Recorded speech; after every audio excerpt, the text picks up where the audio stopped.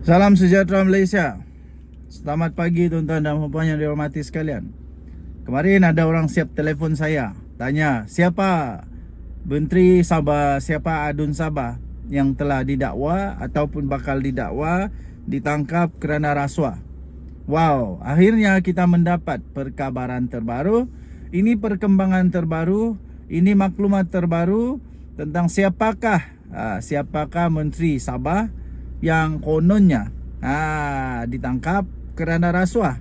Ini sungguh mengejutkan. Tapi sebelum itu tuan-tuan dan puan, saya ingin kongsikan bagi anda yang ada masalah buah pinggang, kencing manis, darah tinggi, gout, ada penyakit-penyakit 3 serangkai kah, kanser kah, sakit mata, sakit belakang, sakit urat, sakit saraf, apa saja sakit lah yang teruk-teruk kamu itu.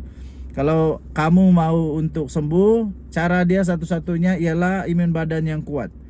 Saya ingin perkenalkan satu produk Transofactor yang boleh meningkatkan imun badan anda sehingga 437% kekuatan tubuh badan, dan imun badan yang kuat boleh melawan penyakit sehingga imun sendirilah yang menyembuhkan kita. Tuan-tuan dan puan, ini dia Transofactor, sangat-sangat berkesan meningkatkan imun badan. Ini sudah dikaji secara saintifik, ada bukti saintis. Bagi anda yang mau minat, mau beli untuk meningkatkan imun badan supaya imun badan dapat melawan penyakit dan boleh sembuh, telefon saya cepat. Okey.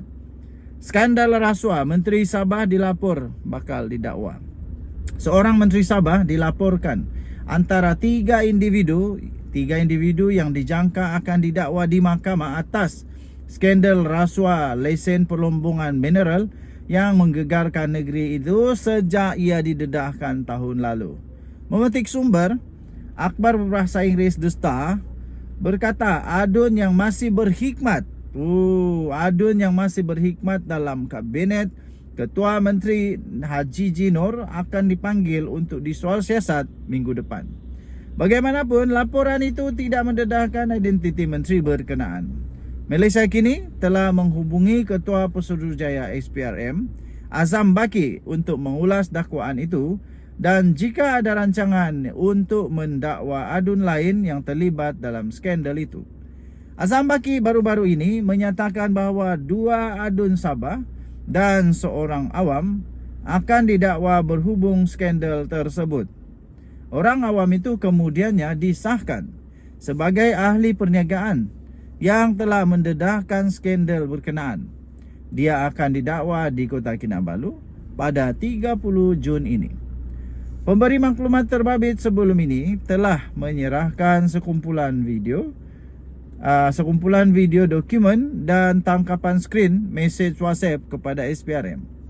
Didakwanya membabitkan beberapa adun dalam skandal perlombongan. Mari kita lihat siapa yang kena, siapakah yang bakal akan bertaubat di dalam penjara, siapakah yang akan bertaubat di dalam mahkamah, siapakah yang akhirnya bermuhasabah diri dan menyedari bahawa dia telah melakukan sesuatu perkara yang sungguh-sungguh buruk, sangat tidak patut dilakukan. Tuan-tuan dan puan yang dihormati sekalian, skandal ini pasti akan mengganggu gugat keputusan pilihan raya yang diharap-harapkan oleh parti yang terlibat dalam skandal rasuah ini. Kita tengok nanti siapa yang kena. Kita jumpa lagi. Denyut Nadi Suara Rakyat bergema di channel ini. Bye-bye. Salam sejahtera tuan-tuan dan puan yang dihormati sekalian. Ada kawan ingin saya buat ulasan yang terkini untuk satu topik yang sangat panas. Pastinya, siapa calon terbaik menggantikan Tan Sri Azam Baki jika beliau meletak jawatan sebagai Ketua Pesuruhjaya Suruhanjaya Pencegahan Rasuah Malaysia SPRM. Tuan-tuan dan puan yang dihormati sekalian, ini adalah satu ulasan, satu analisis yang cukup mendalam, dan anda mesti bersama-sama dalam ulasan ini sehingga selesai. Azam Baki telah berhikmat sejak tahun 2020 lagi dan sering menjadi tumpuan dalam beberapa isu yang kontroversi. Sekiranya beliau berundur, pengganti yang dipilih bukan sahaja perlu bersih, tetapi juga mempunyai satu integriti yang cukup tinggi, cukup berpengalaman dalam siasatan jenayah yang berat, dan mempunyai keupayaan untuk mengembalikan keyakinan awam terhadap SPRM.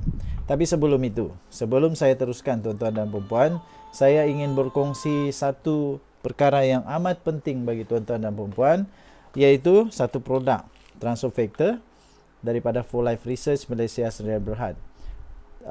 Produk ni, transfer factor ni sangat-sangat berkesan untuk meningkatkan imun badan. Okey, baik. Malam ini saya boleh tunjukkan anda beberapa bukti. Ini bukti daripada Woodland Health Report Miracle Molecule. Ini dia laporan saintis tentang produk transfer factor ini. Okey. Kedua, ada juga satu clinical abstract. Yang ini adalah laporan saintis. Ini bukti, ya. Ini bukan testimoni, ini bukti daripada saintis menunjukkan transfer factor sangat-sangat berkesan. Dan paling penting adalah buku laporan, buku physician desk reference.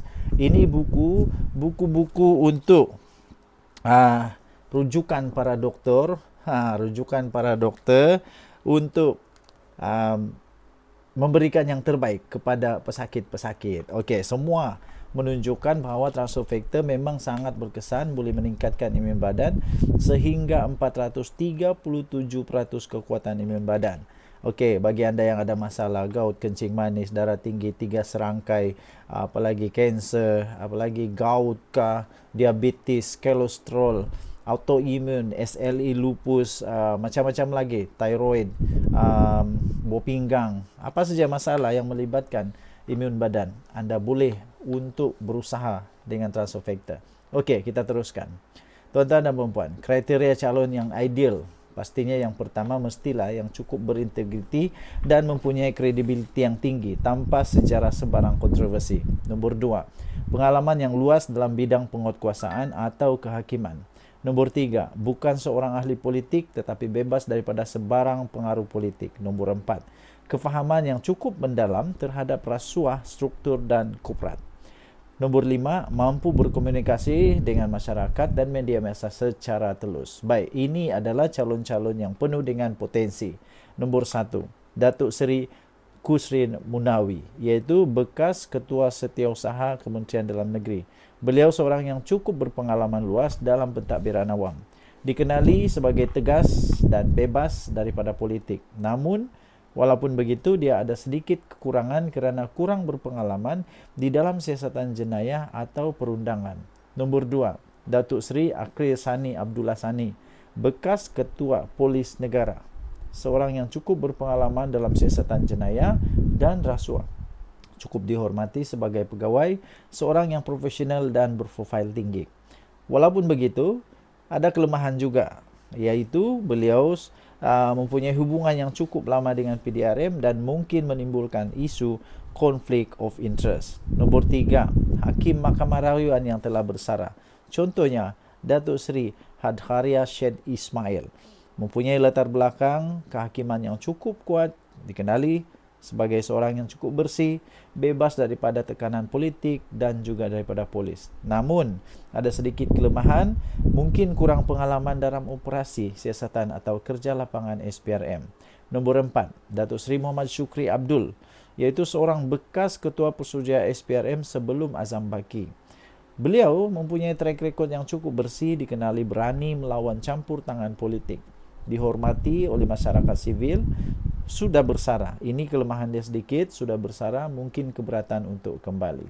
Nombor 5, pegawai kanan SPRM yang sedia ada yang cukup bersih. Contohnya, timbalan Ketua Pesuruhjaya SPRM iaitu dalam operasi.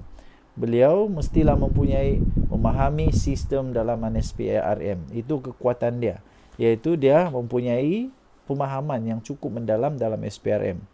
Seorang pelapis yang telah lama dalam institusi, itu kelebihan dia. Walaupun begitu, ada isu yang sama, iaitu isu sama ada mereka benar-benar bebas daripada pengaruh Azam Baki. Tuan-tuan dan puan-puan, jadi kita mencadangkan secara strategik pilihan yang terbaik.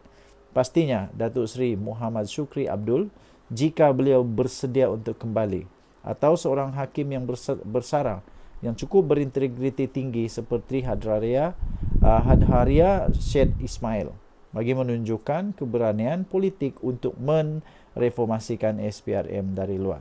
Tuan-tuan dan puan-puan, sebagai penutup, pengganti Azam Baki ini perlulah melambangkan era baru dalam pemberantasan rasuah. Bukan sekadar muka baru, tetapi satu simbol ketelusan, ketegasan dan keberanian moral. Keputusan ini juga akan mencerminkan sejauh mana kerajaan benar-benar serius dalam isu rasuah berprofil tinggi. Apa pendapat anda? Sila tinggalkan komen. Okey. Siapakah dalam pikiran anda yang sesuai? Walaupun begitu, bagi saya tuan-tuan dan puan-puan, setelah kita membuat satu analisis sebentar tadi, tidak semestinya mereka semua itu yang bakal menjadi pengganti bagi Azam Baki. Mungkin lahir seorang yang cukup fresh, yang langsung tidak kita sangka yang menjadi ketua SPRM. Yang paling penting bagi saya sangat-sangat berharap semoga Ketua Pesuruhjaya SPRM selepas ini setidak-tidaknya sama KPI, sama standard, sama cara kerja, sama tegas dengan Azam Baki. Saya percaya Datuk Seri Anwar Ibrahim, Perdana Menteri Malaysia, akan mencadangkan seorang nama yang cukup sesuai kepada Seri Paduka Baginda yang di Pertuan Agong untuk Baginda dapat memberikan perkenan untuk melantik Ketua Pesuruhjaya SPRM yang baru. Apapun yang terjadi, Malaysia harus melawan rasuah sehabis-habisnya, mati-matian. Apapun terjadi, kita mesti lawan rasuah. Rasuah ini sudah merosak negara kita cukup lama. Sekarang masanya dengan Datuk Seri Anwar Ibrahim, Perdana Menteri Malaysia yang terbaik, rasuah patut dilawan. Lawan, tetap lawan. Tinggalkan komen anda. Kita jumpa lagi. Denyut nadi suara rakyat bergema di channel ini. Bye-bye.